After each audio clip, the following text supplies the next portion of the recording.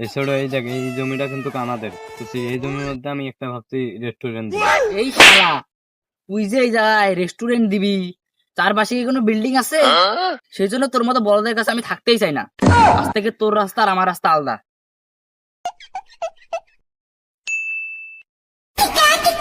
শোন, এই বলো, তোরে না কইছি তুই আমার লগে কোনোদিন দেখা করবি না আর কথা বলবি না? আমি এখন আর বলদ নাই, আমাদের জমিতে এখন কাজ করছে না। কি কাজ? আমাদের জমি আমি পুরাই ফেলছি।